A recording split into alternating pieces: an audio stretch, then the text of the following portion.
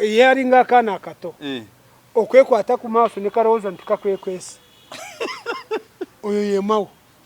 kati nogamba tabana Uganda tibakuraba kati katuntu ye yakonkludinza atya obujulizi bwabadde burumika Zaake nti yawandika. It did not justify even.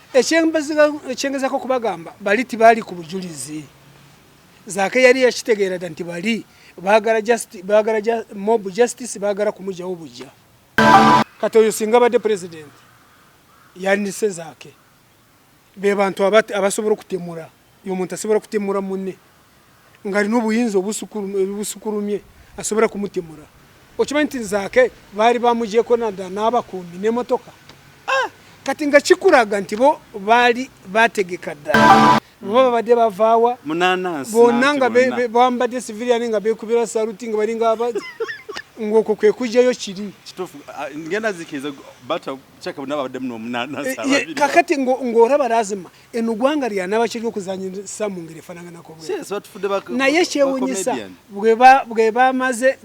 bamaze kwogera ku Muhoozi project ate ne baleeta Mau project. N'abantu bebweru bo bennyini bajja kuga kati ekyembuuza mu Parliament olaba namboze mulema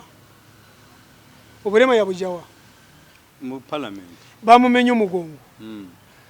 eyamumenya omugongo si president era yeye kwa yatuma abantu kufuru of Parliament kufuru Parliament awo waliwo n'abantu aba NRM abaleta kwemundu.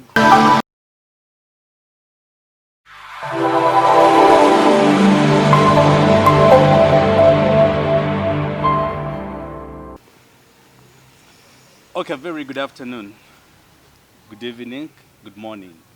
depending on the country or the region where you are. Mugwanga abantu nseno yonna abantu banjawulo abali abali obudenga bwakakyamu bwakawungezi niye tuba from Uganda bwa misana so mwene bana Uganda mwasibye mu channel mbalamusizaako nnyo kwe tuli ku mpewo awamu ne mu Byarugaba on the flashlight channel Uganda ngabo yatusuubiza kati yadde engulu n'atugamba ene issue negwako mu ggwanga ajja kutwanga yakaseera katono sobole okwayamu kweza ensonga eziri mu ggwanga. M&J Medical Care mbatumideko nnyo Haji Kabogoza na mkutumideko nnyo yasangibwe Bwikwe alombeddwa atazana ensonga z'amaka. Enamba y'essimu erizo 7727399661 oyo namba ya Haji Kabogoza. Mukuru Byarugaba twebaza omukama obulamu bwatuwadde naddala okusingira ddala gwe mwennyini obulamu Katonda bwakuwadde. Ate twebuuza ffe baani abali naawe mu kaseera kano weebale kubaayo omukama weyebale kukuumira ddala. Mikwano gyaffe gyonna egi mu diaspora mu Kampala mu Africa mu East Africa Europe Asia tubatumiddeko nnyo. Be nice awamu ne Momo. Thank you so much for loving us all the time. Mwenna abali mu diaspora abatusaba tugambe nti mu Byarugaba batukolako analysis ya mukulu Zaake ekyo kikutteko nnyo kibakutteko nnyo naye naffe ne twebuuza of all people lwaki Zaake bamulemeddeko nnyo not until he was fired from the position of being a commissioner era Zaake bamugobye kofi katujjeko mu Byarugaba.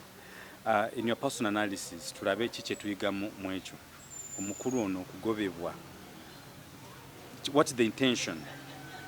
eyaba abantu abakoze kyekikola? Utwalabiddeko ne Twitter y'omukulu leader of opposition Mathias Mpuuga bafulume mu chambers ne babaleka because of bintu babitegedde okutwaliza abamu ne bakita. So what should we expect and what does it mean?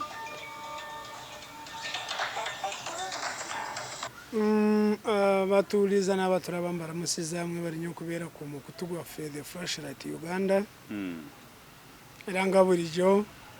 neebaza mikwano gyange mu America. Mu America eyo nafunayo mukwano gwembadde yankubirako nga simumanyi n'amanya kange esirikire nga mupya eri gyendi. Kati gwe wetegedde nkulamusiza omutumideko abo mu America Europe, Asia mwenna n'inambara musiza abantu bo mu diaspora era omubiri guno gwamwe amakuru gakyo nti they are the people who helped others to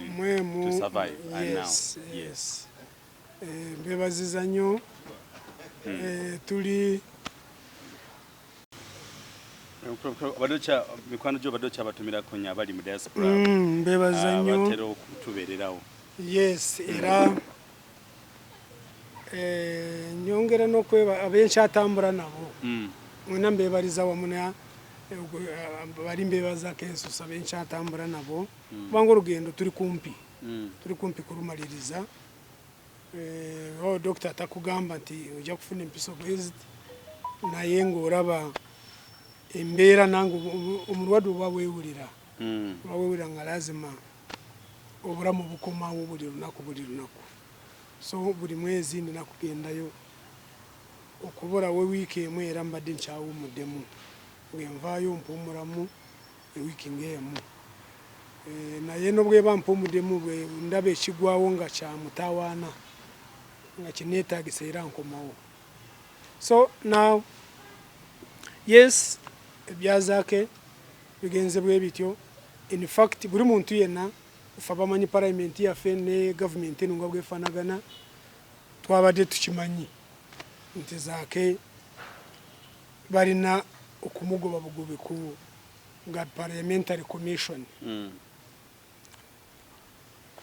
era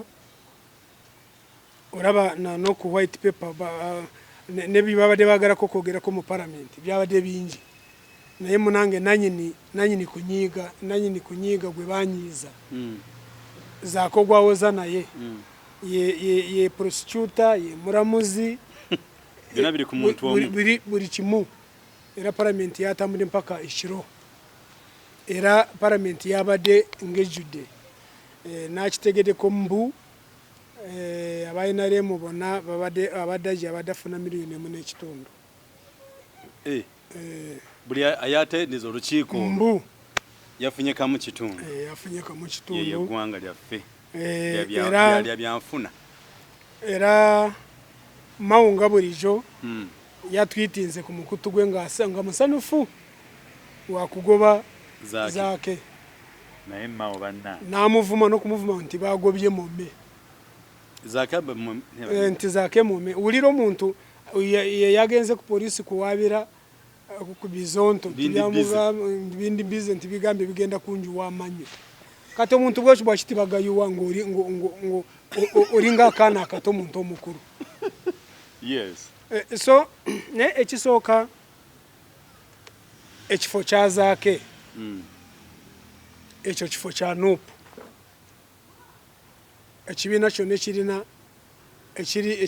ekirina official opposition mu parliament nga kyekikulembera opposition kireetayo commission wa parliament kati NUP yali ereese Zaake kati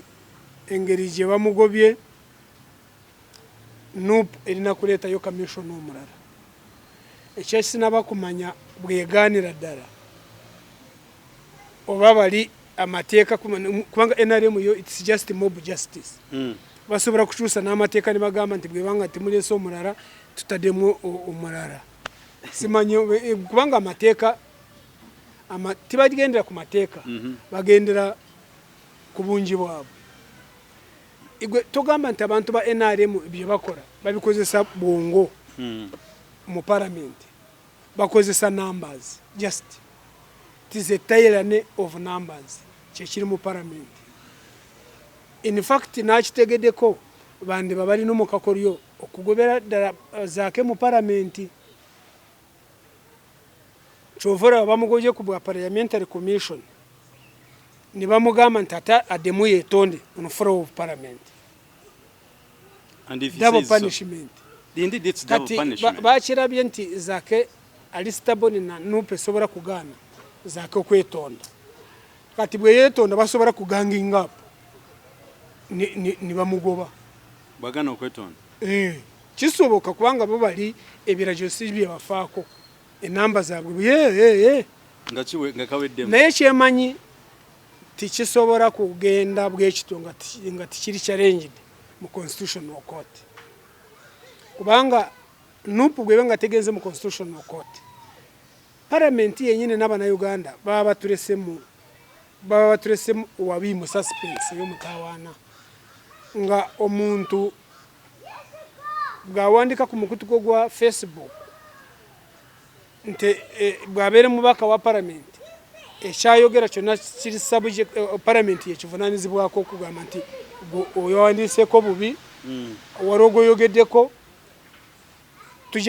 tujja kukolera mu Parliament. Kandi just imagine ogamba otyo omuntu nti yetonde ku floor ya Parliament nga gwe yetondera ate omusango gwe bagamba nti musango yaguza ku Facebook bari gavumenti sinzira ku Facebook we wandikira biri omenyewo biri oba wetonde wakiwe kyali bali kubanga ate Facebook ye floor ya Parliament. It's not Zaake tayogererangako ekibi kyonna ku floor ya Parliament nga wasinyisiganya ebigambo ne Deputy Speaker nakatono kati ngona muntu atagendangako mu kooti ng'okiraba nti ekyo kimenya amateeka tu basetinze president y'omutawaana nti omubaka asobola kurwana n'omubaka munne oba bari mu bbaara oba bari na mushara ne bamurwanira ate ne babitwara mu Parliament as if we don't have a state that governs that outside of the Parliament. Yes. Parliament eno yagara kwetwara nti ye state yekora buri kimu wabweru wa Parliament, which is wrong. It's very wrong. So nze mukurabo kwange tujja kugenda mu court. Tujja kugenda mu court ne court na yesalewo setting president egambe nti buli mubaka bwe weyisa bubi wabweru wa Parliament jukiro kweyisa bubi Parliament yesalawo nti weyisiza bubi Parliament jenjogerako mob justice aba NRM. Oh my God. Basobora kusanga na wantu ori naje mu Parliament na lete kiteso nga bara baburabi nga tibakwagara niba kugoba Parliament eno sigwe murundo gusose kore ibintu bitari mu mateka. In fact ensangi ebisere ebisinga Parliament buri bwefurumye mu Parliament nga bagitute mu court ebisera byona siraba sinaba kujugira ko musango gwe yawangula nange sinaba kushiraba bajiwangula buwanguzi kubanga bari bagendera ku mob justice tu osoburu tyo kubanga omuntu go bisana naye govumaganye naye ye muramuzi yakusalira omusango ne nacho justice teriwo yo muntu kweyogera ko kubanga ori yali mugezi NUP bagezi bakirabirawo ni bagamba nti imwe timuri na jurisdiction amanyi gamwe obuyinza bwa mu Parliament bukoma mu Parliament bugenda bweri ku social media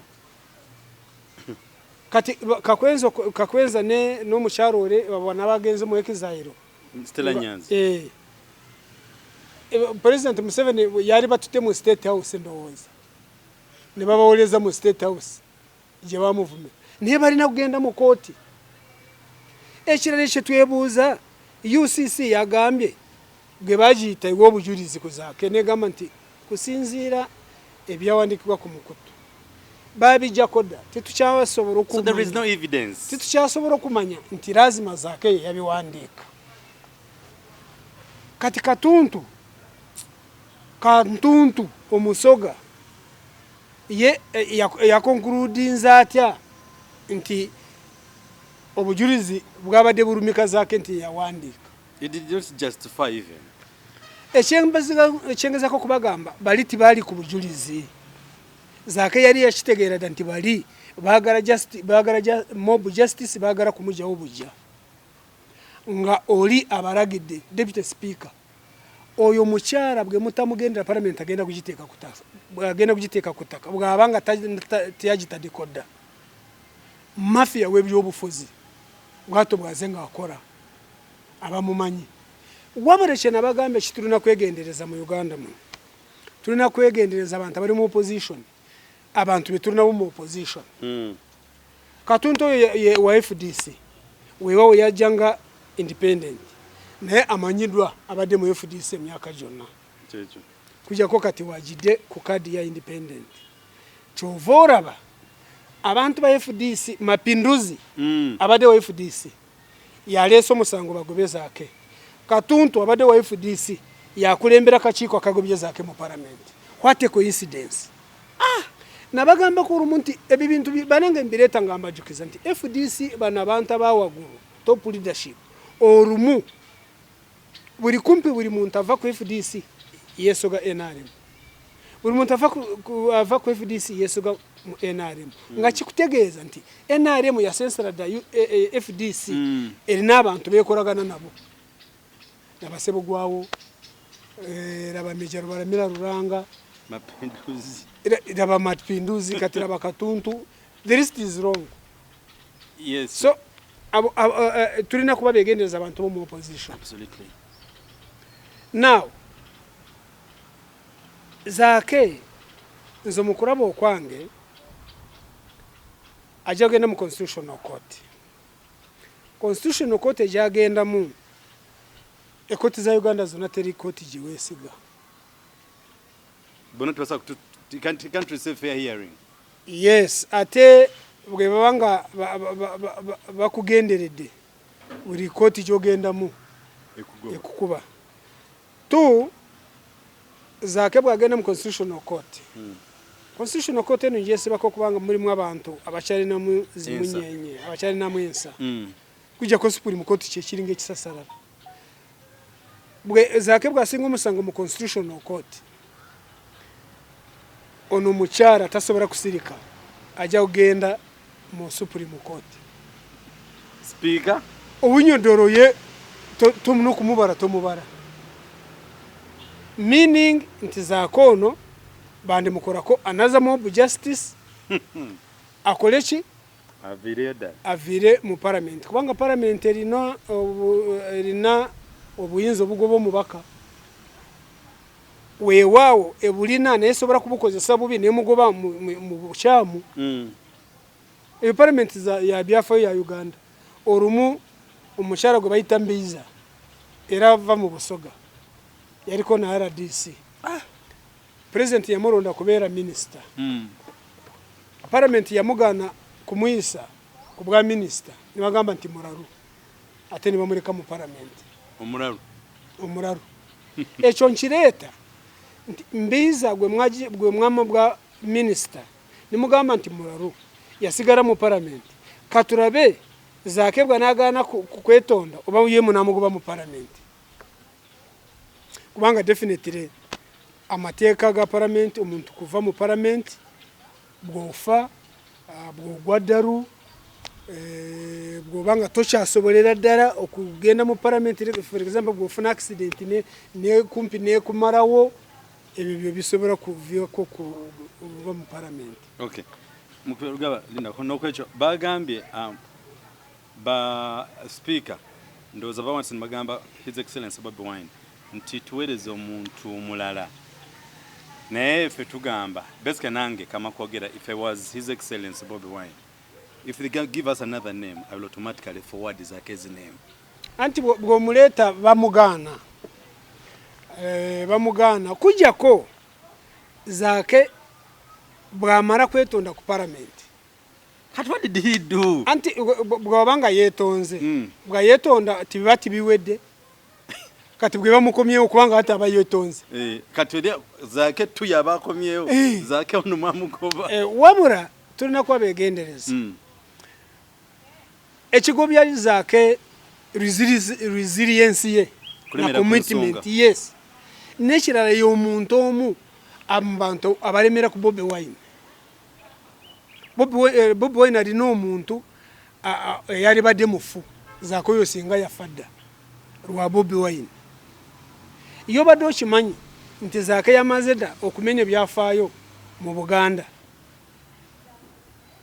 Ye Muganda yasoose okubeera commissioner wa parliament. Bulijjo bonna babeera bengulu ba Eastern ba West. ya soso kwera commission kati kinu nkirese mwe mulina kuba mwegendereza kino kintu kijja koma ku Zaake yeka kijja kuranda kibere mu region bwachi Buganda buli kantu kerina mwagara kujikajako bwachi mwagara kujikuba ku mutwe buli kaseera Zaake abaddeyo ng'Omuganda mu mujjeeyo weewawe ekifo atenze n'ekirala si bweba nga ndi Bobi Wine bwe biremera ddala tuteekayo omuntu omulala oli ali chief whip oli wabula Zaake ntumuumule mu mulala mu kibiina kyaffe kati ekyokola kuri mapinduzi ekyokulabirako kya mapinduzi yalina kugoba Zaake bagobebwa ku Parliamentary Commission naffe tujja kugoba mapinduzi wanga twategedde talina mugaso kisasarara nakugamba kufa abazadde tuzaala mibiri siniyo hiyo twaraba omuntu alina omubiri ng'ayogera ebikorwa temuvunanyizibwako so lazima amapinduzi tasobola kuwona gwe tumugoba nze nalyagadde Zaake bamulire mu kyamapinduzi kati turabe Parliament obe n'agaana Zaake kuddamu kubeera ku bukiiko bwaffe bwa opposition ajabbu baako kubanga bintu kati mu Parliament ate abakora muki talina ekirala Zaake nze abalewo bintu bengenda kwogera nabo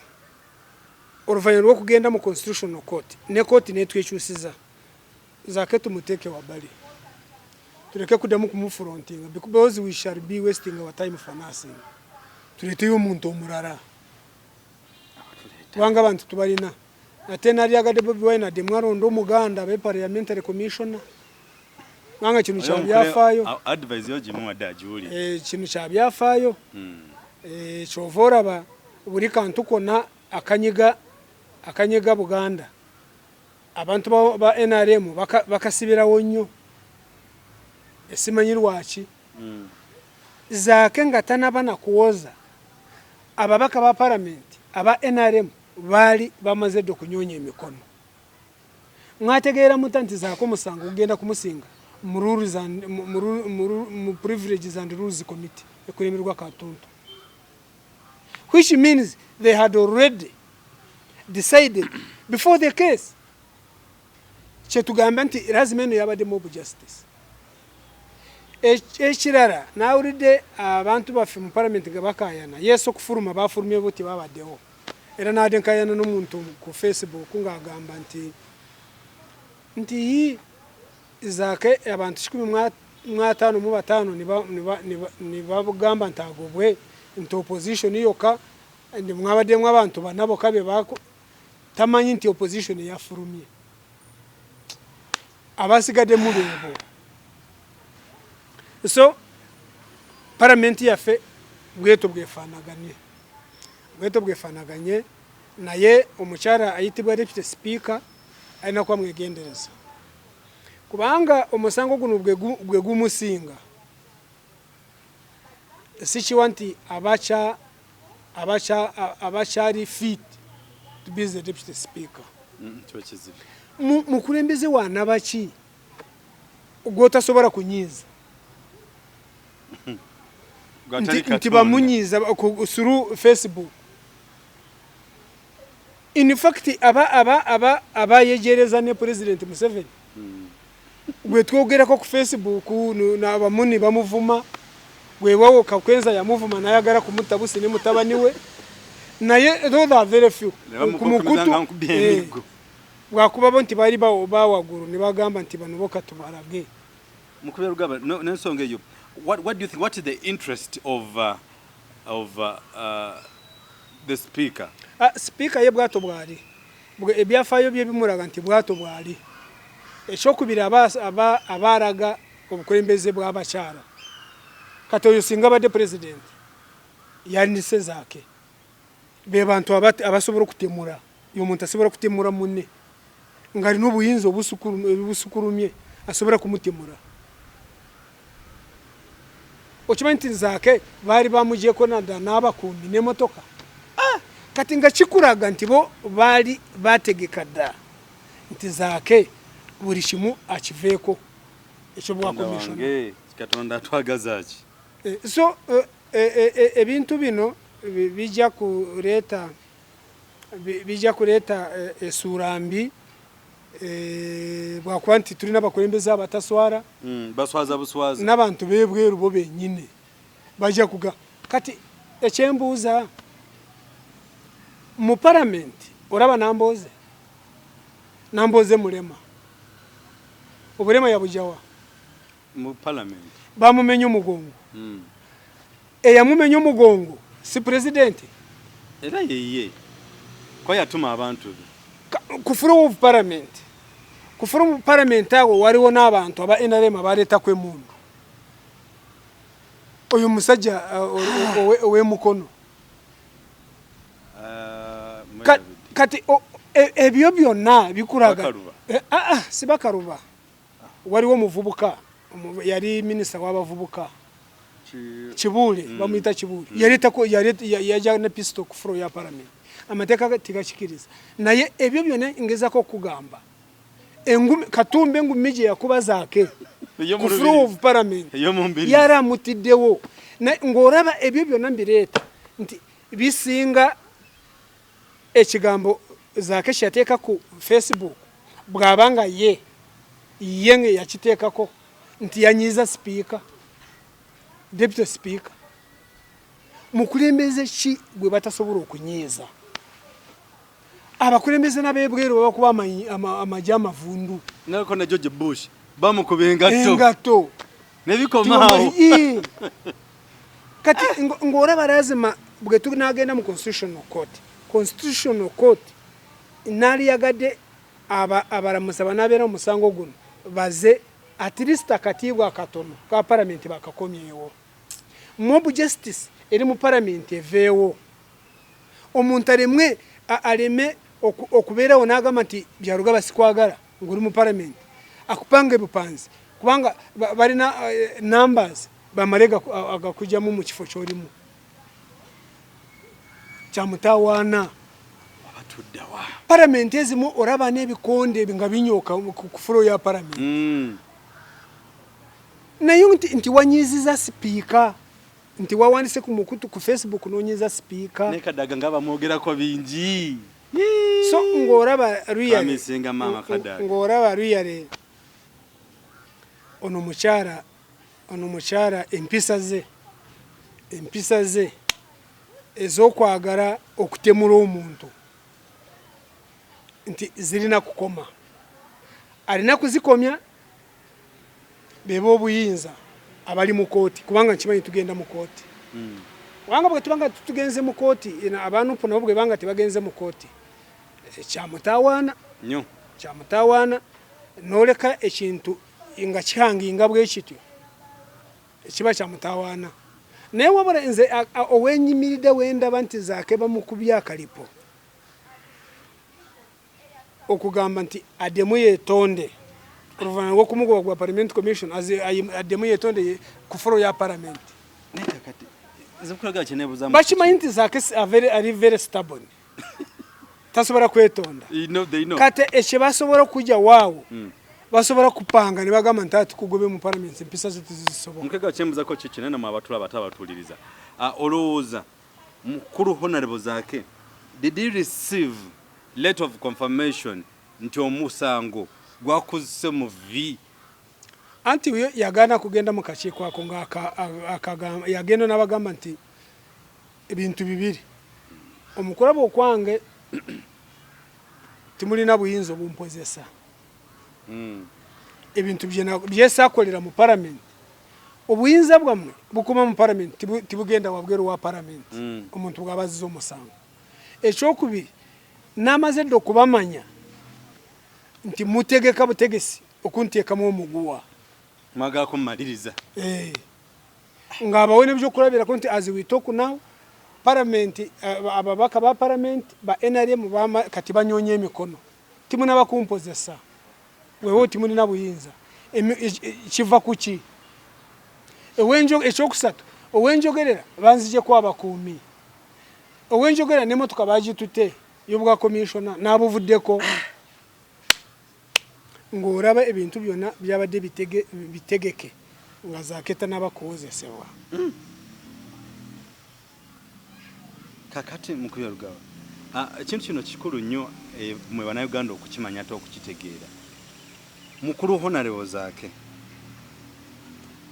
to my personal thinking, ekisooka yakoze record as the first Parliamentary Commission mu Buganda. Ate nga ava na mu NUP to make it ekyo kimu. Ekyokubiri, do you think Zaake himself he can appeal to High Court? Nebamuwuliriza.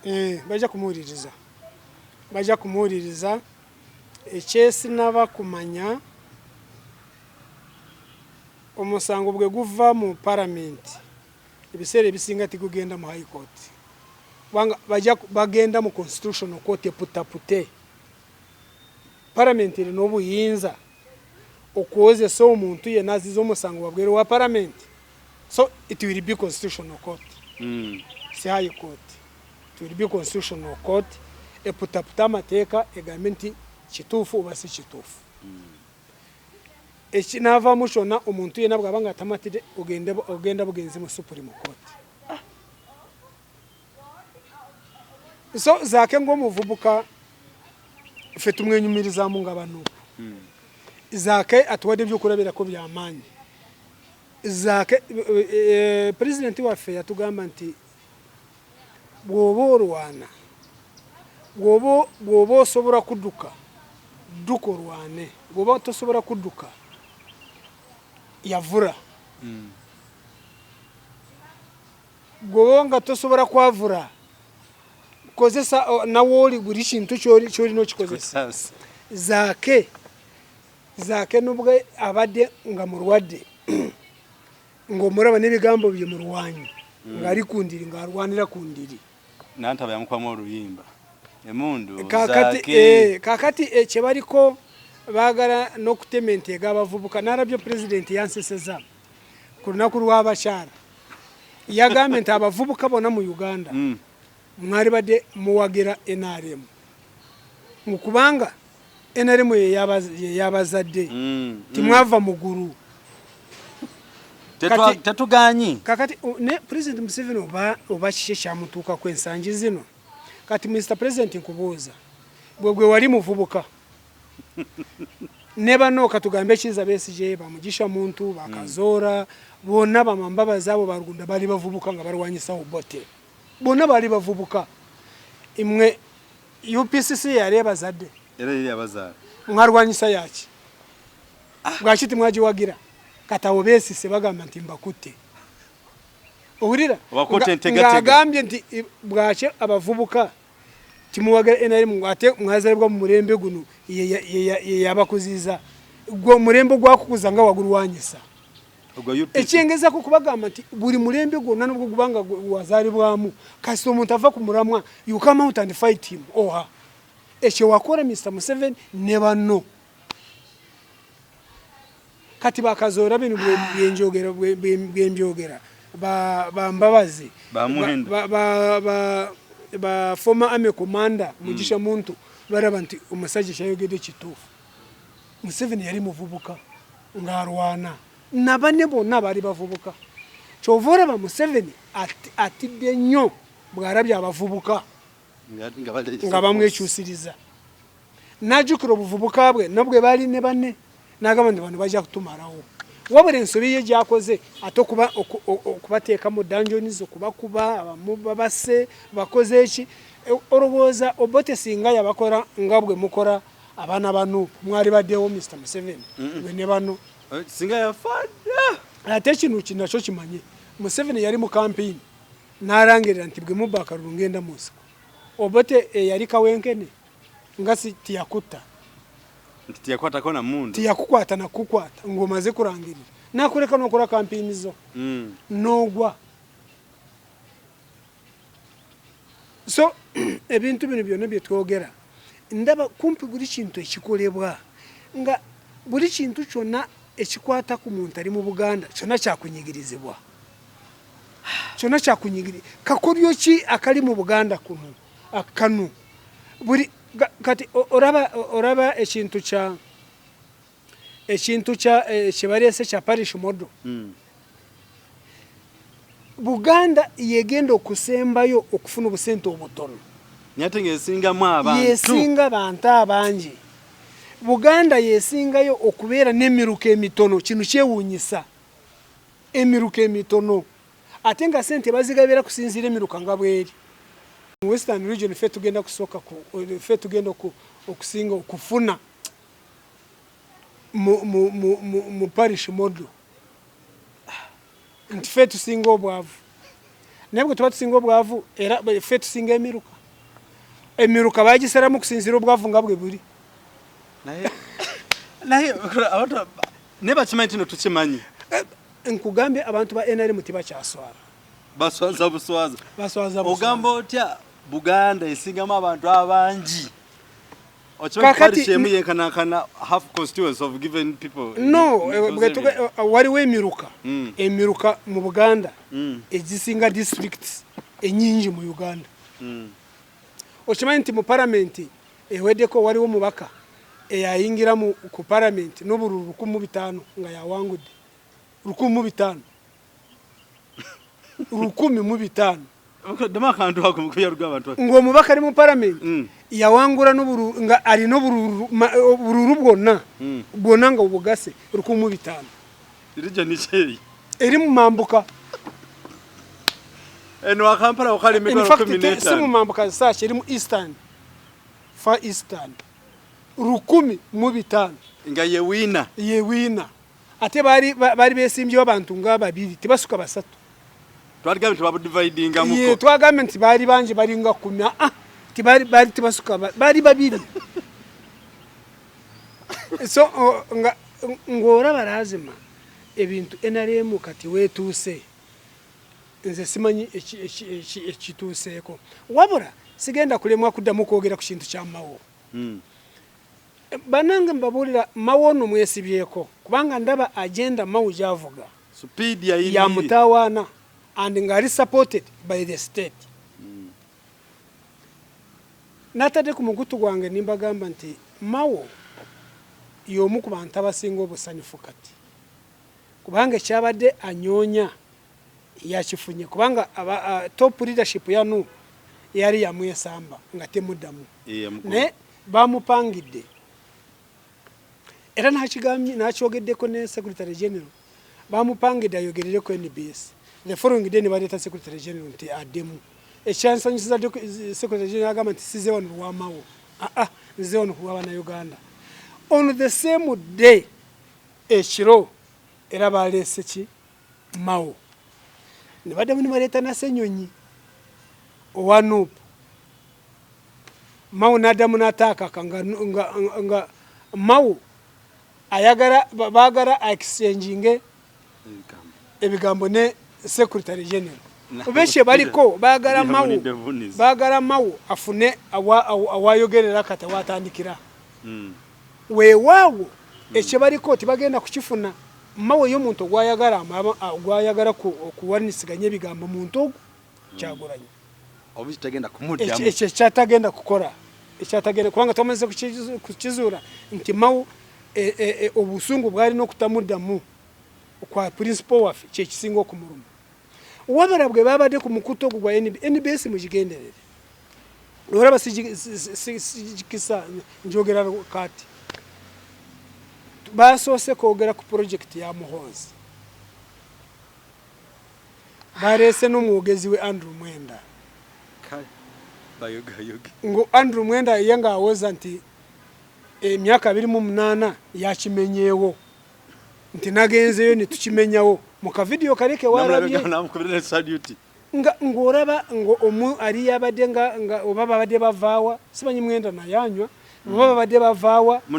bonna nga bambadde civilian nga beekubira saluti nga balinga abazi ng'okwo kwe kujjayo kiri ngenda zikiza bata chaka nabadde muno kakati ng'olaba lazima eno gwanga lyanaba kiri okuzanyisa mu ngeri efaananako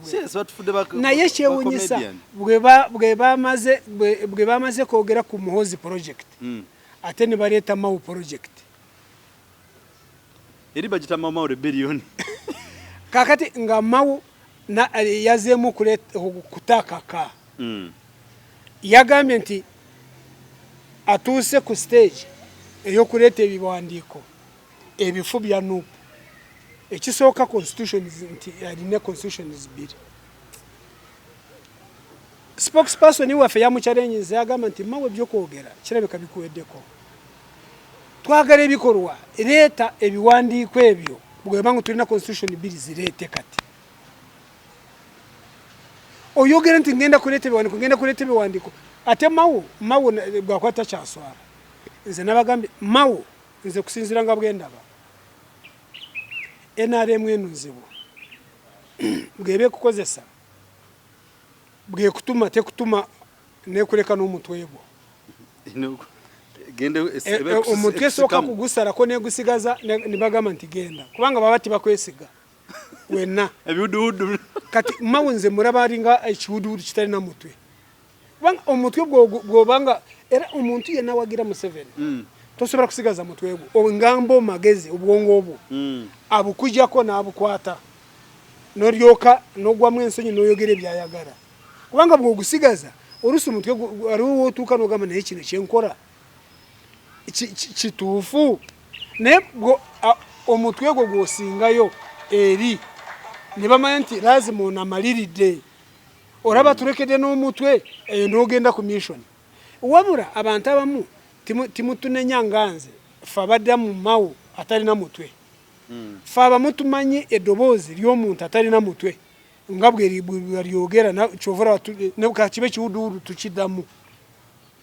kubanga olulimi lw'ekiwuduwudu tulumanyi tumanyi omutwe gwe baba bakugyemu mu NRM engeri gye weeyisaamu engeri gyeoyogeramu. Wabula abantu bwe bato kyovula nze ndowooza oba bwe ndifa ndigenda mu muliro waliwo mawo bw'ayogera n'omutunira ng'ayogera nga akamwa nga koogera n'ogamba nti ayi Katonda bw'akiwantonda nonteekako omumwa ne mawo n'omuwa omumwa kubanga mawo ogwe tumanye eyali omwana omugezi ng'ali Makerere Guild President naye mawo bw'atuuse mu bifo ebyawagulu ne bamuzanyisa nga ddole kati oluusi ngenda ninyemulugunya eri kati ngamba nti mawo nga kati tiyalebadde ayogeza mumwa mawo yogeza omumwa naffe twogeza omumwa yalibadde yogeza oba mukono oba kabina ng'ogamba nti oyo afazaali bwatyo olaba tayogeza mumwa mukono gwo gwogera naye omuntu ali ku ddaala lya President General w'ekibiina n'okkiriza kukozesebwa nga ddole n'olimba ebitaliiyo n'ogamba nti President Museveni yangambye nti yateeseza ne Kizza Besigye ne bakola n'endagaano nekizuulibwa nti walimbye n'okimira takiddangamu kati nga buli kimu olaba mawe buli kyakola kya bulimba. Ekirala nga kikulaga nti mawo naye abantu abamuwa information ekyenkugamba nti omutwe bagulekayo eri basige bagusigaza singa ogusigaza walitegedde nti bandimbye osobola otakugenda mu electoral commission ne batakuwa information ekwata ku kibiina ye yaki kubanga nebweba constitution y'ekibiina omayingwe nti eri ku internet buli kibiina kyonna constitution eteekwa kubeera ku internet ngakimu otatunula ku internet tasobola kubanga talina mutwe gwe. Ekyokubiri kibiina kye kyosobola kugamba nti kirina treasure ekibiina ky'ebyobufuzi kebe company ng'erina account mu bank ate zivaako ngeri ki signatories zivaawa so ng'olaba mawo kyenkugamba nti mawo atambula butambuzi ng'omuntu atalina mutwe era mawo olumu ne Elias Lukwago yamujukiza olumu mawo yagamba nti bw'oba ng'olwana ng'olina mizayiro olina kuba mwegendereza nnyo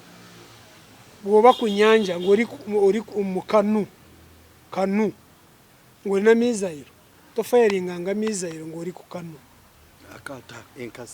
kubanga lazima mizayiro bw'ogisindika mugwa mu nnyanja kubanga terina weesinziira terina bigikwata. Mawo naye lazima mizayiro ezasindika mu NUP nze ndaba mawo asindika ng'ali mu kanu he must drown. Bato mugambi. Atekwa kugenda wansi w'amazzi kutaka wenyine. Atekwa butekwa. Katonda basasa. Atekwa butekwa naye nga mission jariko ya mutawana. Mission enkure jariko ayagala NUP bagiwandukulire. Bagije bagamente sikibina kya byabufuzi. Chovura urumuna bagamba nti kyagulanye kimunjagaza araba atunanyo wara. Singa yayeteka mu bintu byo kugenda ku street nga bekarakasa. Singa tulina NUP kati. Bari bade bamumarada. So mau ne government ye bafubye nyo ni banyonya Bobi Wine aganye kuyitika nge engombo yena kuzinunga bwiri aganye kuyitika tasoboka mumwetegekere buri shimwa baraba nafe tubaraba wabura abagenda kututementega nze binsingo kwerarikirira abantu bafe bituri nabo mu opposition cyamutawana nyo kubanga uri ku rutaro ngo uri ku front nga abantu bone nabo ku front nga bakuriya morukwe cyamutawana wabure kisingo kumbeza omugumu nti abo abasobora kugurirwa abamawo ne bakatuntu ate NUP umusinje gwayo tiguri kwabo. Those are the elites abawaguru umusinji gwa people power guri wansi nange nobwe God forbid nobwe bangura NUP ezako murara abantu omanti nyinza no kugwenzira mu enari munyinza kudeyenze kana abana no mucyara ni bagana tena cyo kimwe kipya atenga chichi chirudawa nema usinga badali no mucyara we ayinza kubanga yariganye okugulibwa kugenda mu enari muri muki okuswara buswara obusente bwe babawa ebintu byense no busente bwe bakuwa erinya ryo nolita obamawari n'abana simanyi singa mawari n'abana no mucyara umucyara mayinti yagenda ayinza kuba ari n'umurara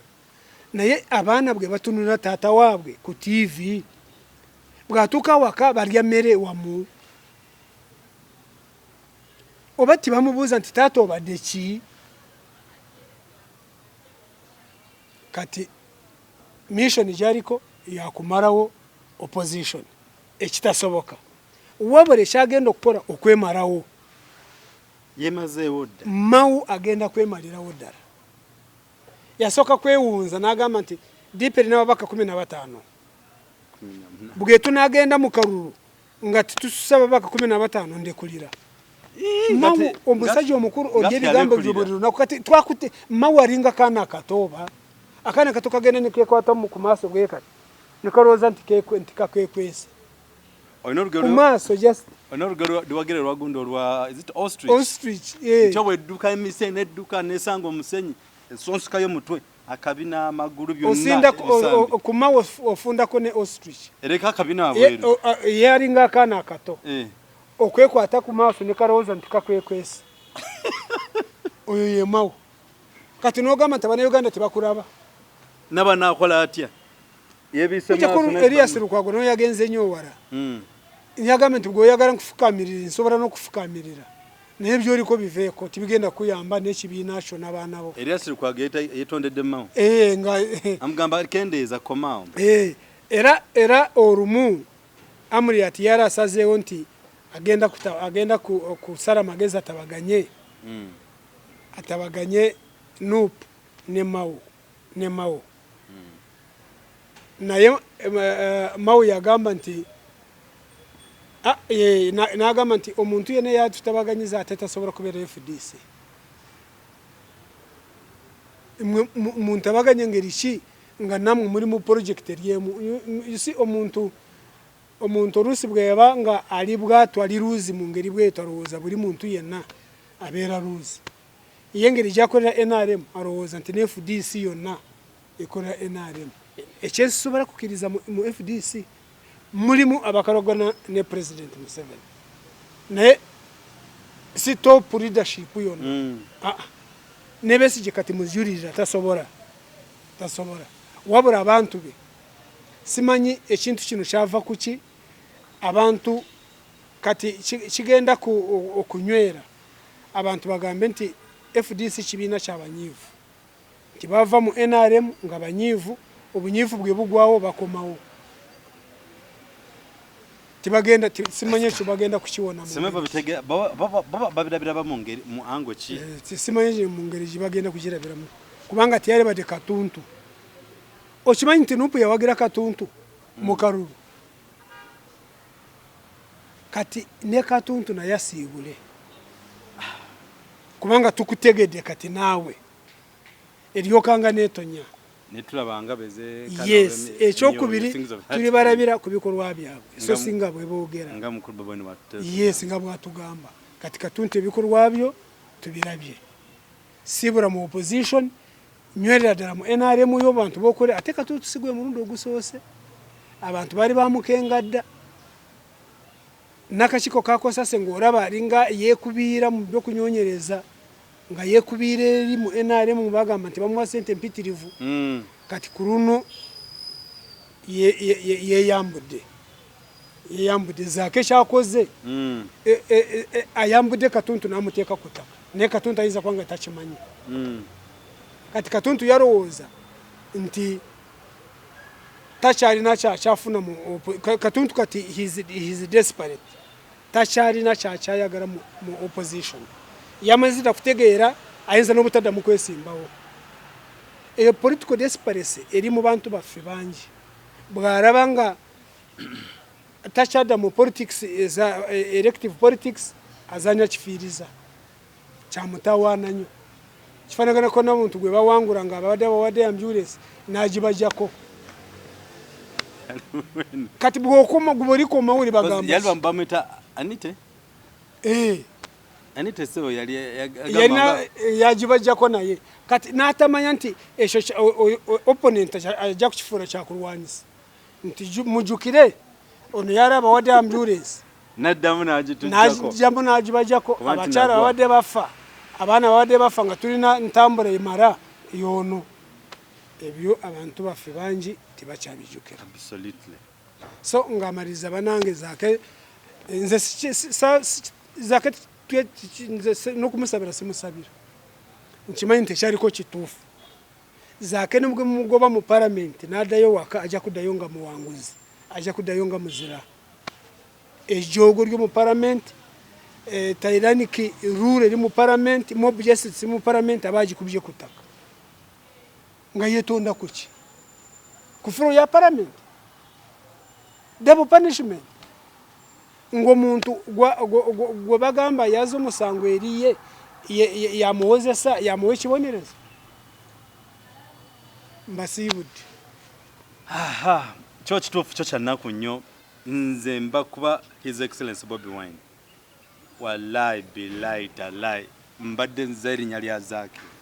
babugenda muwandikira shuwa deal nga president w'ekibiina ate mwana wattu kankubulire kino kintu nze waliwo kikindenge ekyo kyendabye tulina East African Parliament era mawe yagambye nti nze nasazeewo okweregana ne NRM era ebibala byange byavudde mudda basazeewo okuwagira Siranda wange Secretary General we Siranda mbarayirira NUP gwe n'aleeta abantu abanagenda mu East Africa oba omu babiri Parliament ejja kubagaana bonna kubanga Parliament yawamu yeeronda obusungu bwe balina obusungu n'ettima bwe balina ku NUP NUP eyinza butatwala muntu yadde n'omu mu East Africa kubanga batuwa ebifo biri mwenda tutwalayo abantu numerical strength NRM ereeta abantu 6 independence nebalekera ebifo bine bisigale nebirekera independence na opposition yonna kati turina NUP mu Parliament, turina mu FDC, turina mu UPC, turina mu PPP Reliance katabo bonna baba baleeta omuntu waabwe wabweru wa Parliament. Kati ebifo bisigade bimeka bina NRM tuteko mukaaga. In fact biba bisatu byoka NRM mutara ko mukaaga sina bitano. Kati nze singa mbadde NUP n'ubwo bufu twandibuzize kubanga beshe bariko bagara kumiriyetinga NUP ntakaruruka bakubiye.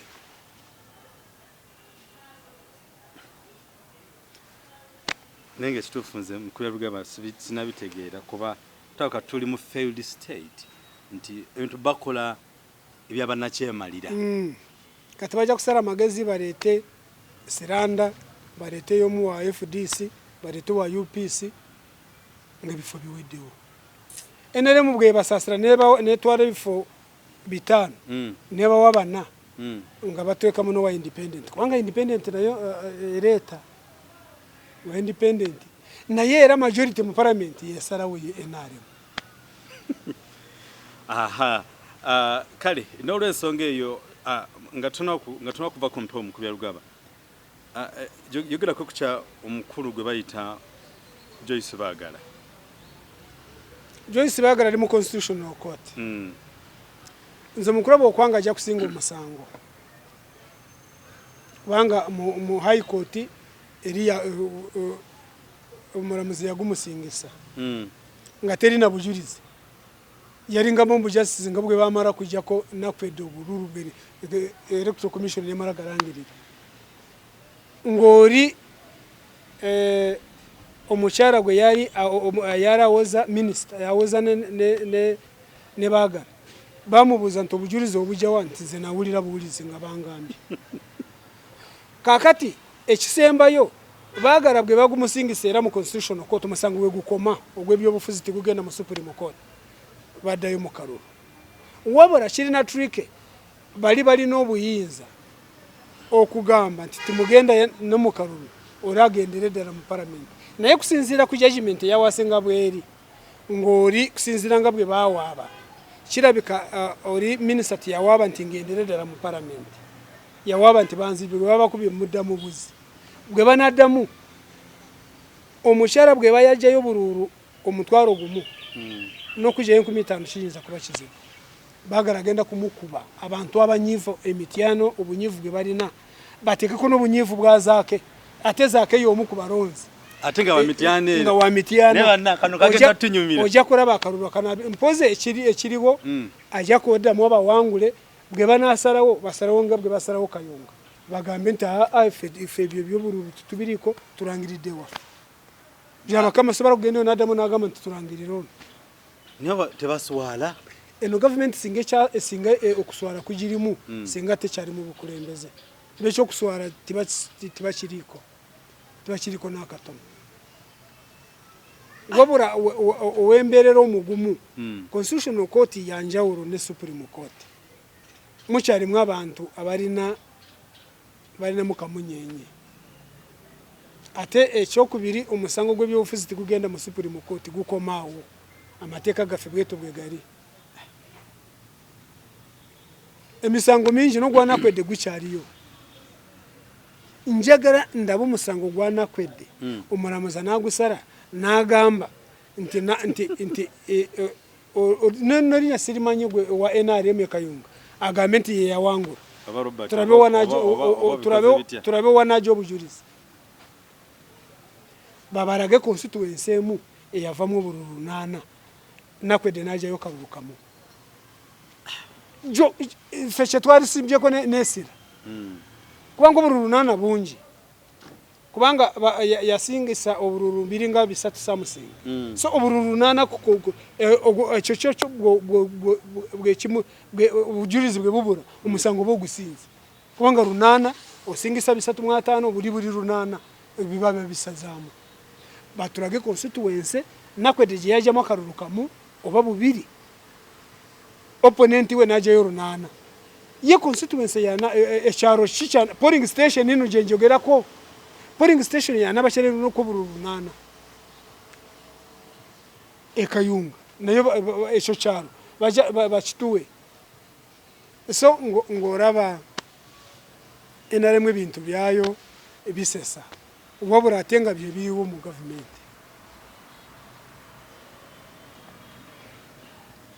era kyekituufu kirabika kale